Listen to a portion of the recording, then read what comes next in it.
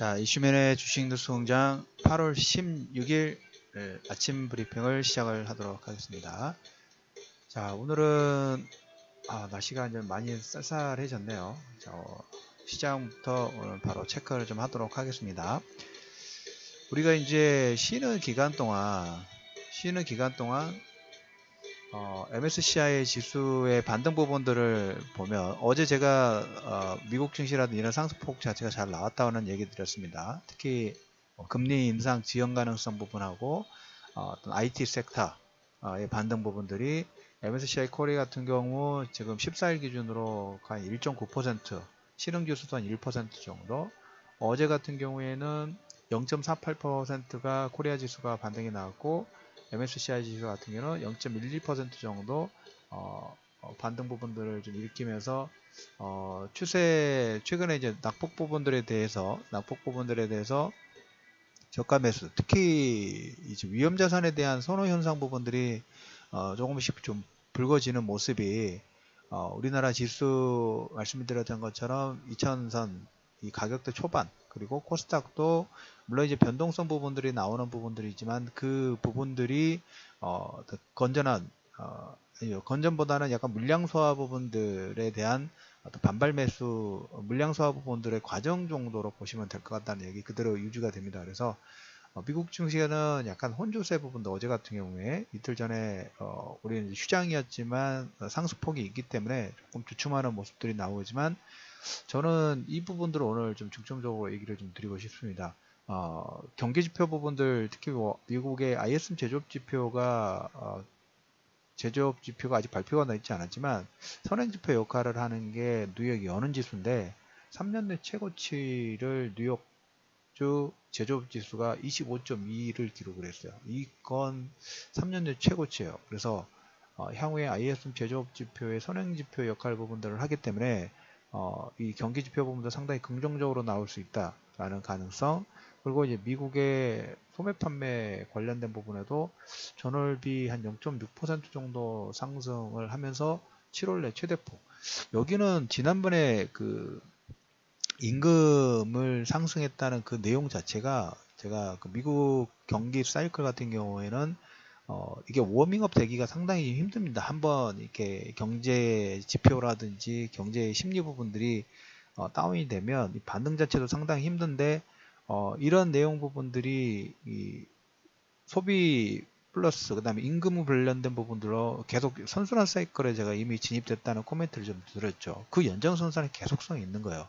ISM 제조업 지표도 선행 지표가 뉴욕 제조업 지표가 지금 3년 내 최고를 나왔기 때문에 역시 향후에도 경기 지표 부분들 상승에 기대치 부분들을 좀 가질 수가 있겠죠. 그래서 물론 이제 유가는 50달러 돌파 전 심리적 가격 저항대 부분들입니다. 그래서 지금 계속적으로 뭡니까 48, 45 이상에서 48이냐 49냐 50이냐 여기서 계속 뭡니까 물량 소화 치고 빠지고 계속 그 당일에 뭐 어디 뭐 셰일가스가 증산이 됐다든가 아니면 미국 자체적으로 뭐 재고 부분들이 줄어들었다, 재고가 증가했다 줄어들었다, 아니면 최근 같은 경우에는 중국의 중국 정유 공장 가동률이 작년 5월 이후로 가장 낮은 수준이다 보니까 중국발 수요에 대해서 우려 제기 부분들 하면서 어떤 하락 부분들이 0.1% 정도 하락해서 WTI 기준으로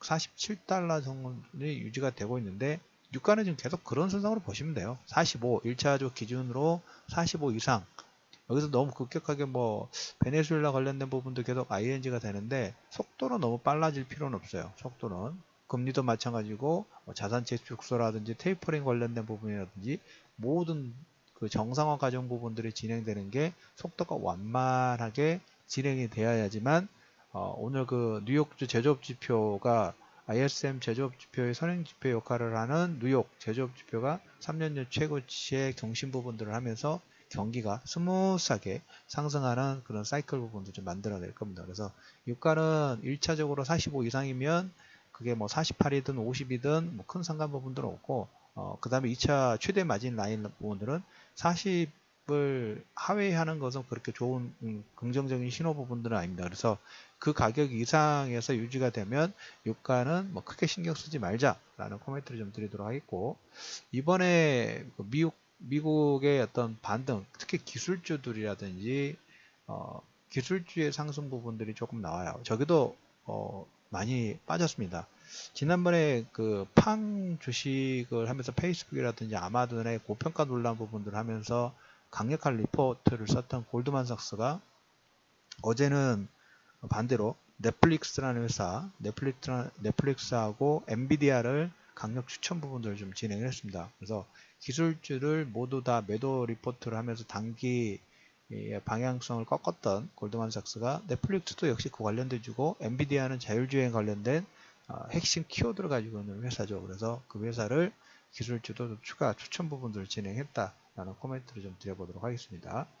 1차적으로 보면 이제 오늘 저녁에 이제 뭐 FOMC 의사록의 발표 부분들이 좀 나오고, 그 다음에 이제 뭐 여러 가지 경제 지표 부분들이 나오는데, 1차적으로 볼 부분이 FOMC 의사록, 그 다음에 뭐 7월 주택 착공 허가, 여기는 어차피 보면 선순환 사이클 부분들이 들어갔으니까 뭐 큰 여러 부분 다 우려는 하지 마시고, 우리가 이제 볼 부분은 미국의 기술주들의 소폭 반등 부분들, 기술적 반등 부분들로 진행될 건지 아니면 추세 부분들 이어갈 건지, 오늘 저녁에는 미국의 시스코 시스템즈가 실적 발표 부분들 나옵니다. 그리고 이제 반도체 쪽 보면 아무래도 저기는 수요 부분들이 어제 SK 하이닉스가 6% 급등 부분 나오고, 삼성전자도 마찬가지죠.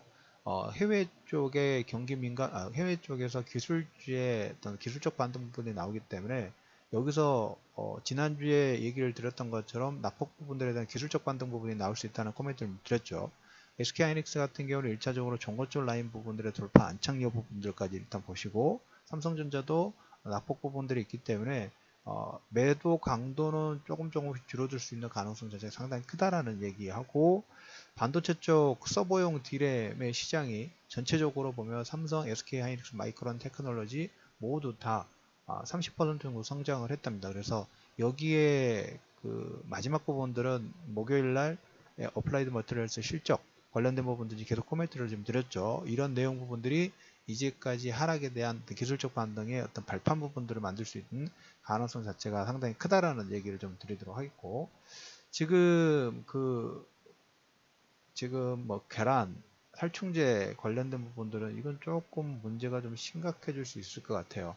유럽에서도 한 16개국 정도로 확산이 돼서 지금 비상회의가 진행이 되는데, 이게 지금 오염된 계란 부분들은 절대 드시면 안 된다는 얘기가 있네요. 닭고기는 괜찮은데, 이게 이제 어떻게 보면 그 계란 자체가 모든 상당히 많은 식품에 첨가가 되지 않습니까?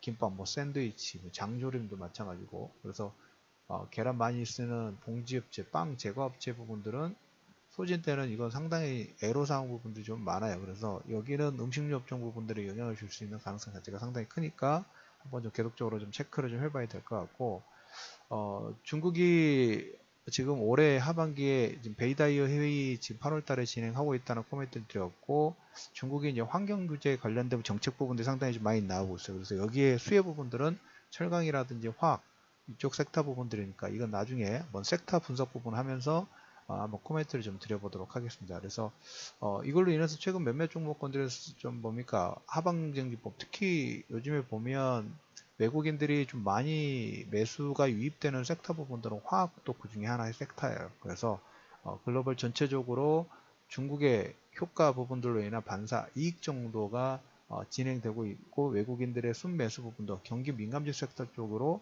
지속적인 매수가 좀 들어오고 있는 모습도 있으니까, 이 부분은 제가 나중에 심층 분석 부분을 한번 정리가 되는 대로 코멘트를 드려보도록 하겠습니다. 그래서 이건 내용 부분들을 좀 추가할 내용 부분도 있는데, 제가 내용 조사 확대 부분을 좀 해가지고 코멘트를 드리도록 하겠습니다.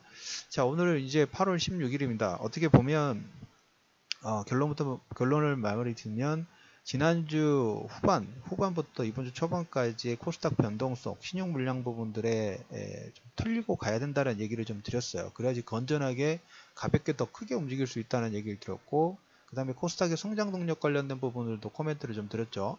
코멘트를 좀 드렸던 것처럼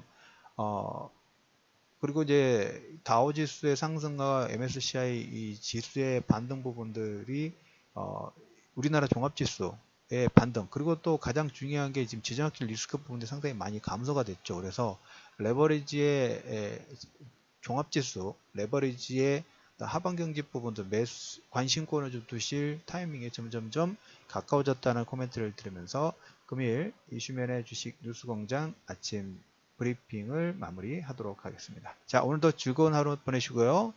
즐거운 편한 투자 진행하시길 바라면서 일단 이슈면의 주식 뉴스공장이었습니다.